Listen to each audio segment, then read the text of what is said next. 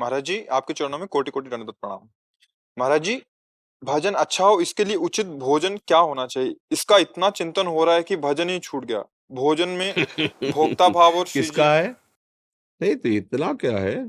जथा लाभ संतोष सदा काहू सो कछु न चाहूंगो।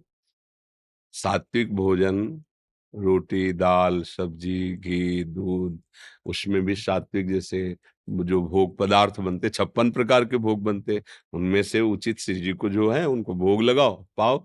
बस हमको ये देखना है कि हम वैसा भोग श्री जी को लगावें जो रोज सहज में पच जाए और पाने के बाद हमारे अंदर कोई विपरीत वेदना ना पैदा हो और भजन में रुचि बढ़े।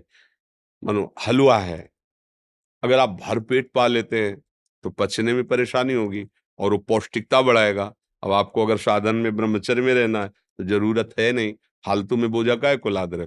हलवा है, थोड़ा पा लिया, वो क्या छोड़ दिया, नहीं पाया, तो वो आपको सपोर्ट देगा प्राणों को और ब्रह्मचर्य आपको पुष्ट रखेगा।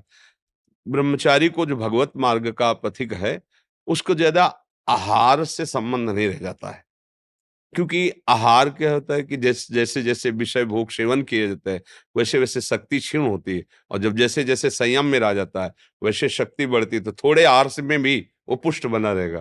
जैसे हमने अपने को देखा गंगा के रहे कि जब कई कई दिन भोजन भी नहीं मिलता था तो कभी निरुत्साहित नहीं हुए। गंगा जल पी के भी ऐसा उत्साह बना रहता, कोई ऐसा नहीं कि पैदल चलने में थकावट हो रही अब तो चला नहीं जा रहा, ऐसा नहीं रहता, क्योंकि ब्रह्मचर्य एक पावर है, विशेष पावर है। और उसको बहुत संभाल के, जैसे एक फोड़ा है ना, बहुत संभाल के रखा जाता है, ऐसी सावधानी रखी जाती है कि भोजन सही। अगर आप रात्रि में सो रहे हैं गर्म दुग्ध पान कर लिए एकदम, तो फिर क्रम बिगड़ जाएगा आपकी साधना का। बहुत तरह से सावधानियां चाहिए, पर शतोगुणी भोजन सदैव सहयोगी रहता है। सीधी बात है, प्राण पोषण करना है, रोटी दाल सब्जी, अगर व्यवस्था है तो दो चार फल सलाद आदि कुछ थोड़ा हो गया। बहुत बहुत शाम तक 24 घंटे में ½ लीटर गाय का दूध मिल जाए तो पी ले बस, नहीं तो ज्यादा आवश्यकता पदार्थों की खाने की नहीं है। उसमें अध्यात्म, अब आप आश्चर्य मानोगे, जैसे इस शरीर का तो डायलिसिस होता है और दूध आदि की तो बात ही नहीं, पानी यहाँ तो लिमिट से दिया जाता है क्योंकि डायलिसिस में पानी भी ब्रेक लगा रहता है। अच्छा, डायलिसिस हो रहा है तो इसलिए आंतों में दम नहीं रह गई, आधी रोटी एक रोटी थोड़ी सब्जी, बस ऐसा हो गया। और दिनचर्या ऐसी है, आप देखो डायलिसिस में, जैसे कल डायलिसिस हुआ, जब डायलिसिस के बाद से कुछ नहीं खाया, अब जब जाएंगे तब पाएंगे, लेकिन आपको लग रहा है कि मैं भूखा हूं, मैं बहुत ऐसे डायलिसिस मैन बहुत परेशान लग रहा हूँ। प्रियाजू का नाम उनका परेशान, अब जाके थोड़ा अन्न लिया, नींद नहीं, दोपहर में नींद नहीं, रात्रि में जो आ गई थोड़ी, बस ऐसे। एक साधना में आप अपना अभ्यास बना लीजिए, उतने से काम चल जाएगा।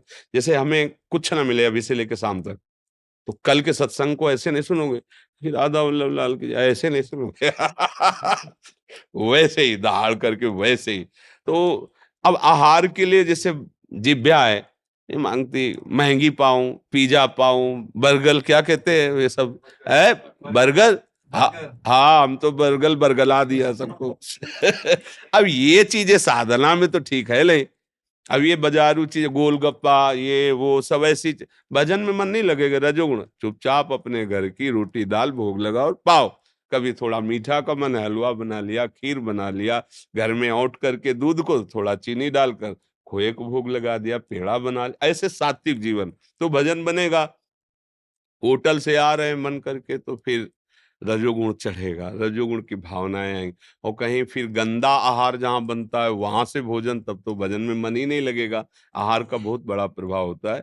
सीधी बात है, प्राणों का पोषण करने के लिए आहार देना है, और हमारा जीवन संयम पूर्वक अगर निर्वाह करना है पूरा, तो बहुत भोजन के लिए सावधान रहना है। भोजन ही बुद्धि भ्रष्ट कर देता है और भोजन ही उठा देता है। अगर आपका सात्विक भोजन है, सात्विक भोजन का तात्पर्य होता है, एक तो जो निषेध है वो तो बिल्कुल नहीं, और जैसे आप खीर पूड़ी रसगुल्ला सब चीजें हैं, अगर ये उचित पाए तो सात्विक रहा है सात्विक, लेकिन ज्यादा हो गया तो रजोगुण, और ज्यादा हो गया तो तमोगुण, वही तमोगुण हो जाए। मान लो खीर है, 2 लीटर 3 लीटर पी लिया, भजन होगा तुमसे? बार बार पेट में गुड़ ऐसे भजन थोड़ी होगा, ना बैठ पाओगे ना चिंतन। अच्छा, जब वो 3 लीटर अपने पदार्थों को, और जब शक्ति बढ़ाएगी तब मन, तब मन भागेगा संसार की तरफ। हमको उतना ही पावर चाहिए जितने से हम परमार्थ में चल सके। अधिक पावर, जैसे मान लो आप व्यायाम कर रहे हो, आपको युद्ध करना है, आपको उस तरह, उसके लिए आपको चाहिए। अगर आप जैसे साधना कर ली, भजन करना है, तो फिर उसमें लिमिट चाहिए। या तो भाई 1 लीटर दूध पिया और 100-200 दंड बैठक खूब मारे हो, आसन में बैठे तो पच गया। नहीं तो ऐसे दिन में कोई काम है नहीं हो, ऐसे दूध खीर रबड़ी रसगुल्ला, तो मन फिर संसार की तरफ जाएगा। संयम बहुत आवश्यक है आहार का, और सतोगुण आहार हो, वो भी थोड़ा, जितने से हमारा शरीर का पोषण हो जाए। साधक के लिए, गृहस्थ के लिए भरपेट भोजन पाओ, पवित्र भोजन पाओ, क्योंकि दिन भर मेहनत करनी पड़ती है। अगर उसमें हुआ कि वो मूंग की दाल और 2 फुल्का, तो बेचारा कैसे काम कर पाएगा गृहस्थ के लिए। लेकिन जो वैराग्य भाव से, ब्रह्मचर्य से चलना चाहते हैं, उनके लिए बहुत सावधानी की जरूरत है। बेकार में बोझा पेट बढ़ाने की जरूरत नहीं है। उचित भोजन, एक बार वो भोजन के विषय में चर्चा सुनाई थी ना, 400 ग्राम 400 ग्राम अन्न प्राणों के लिए पर्याप्त है।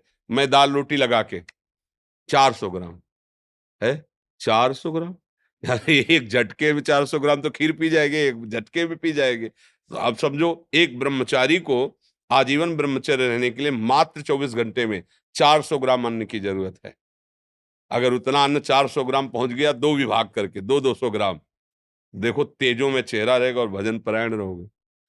पर अब भूख बढ़ रही है, विषय सेवन बढ़ रहा है, भक्षा-भक्ष का विचार छूट गया है, जो मिले जैसे मिले, तो देखो बुद्धि निकृष्ट होती जा रही है। जी। ऋषि त्रिपाठी जी,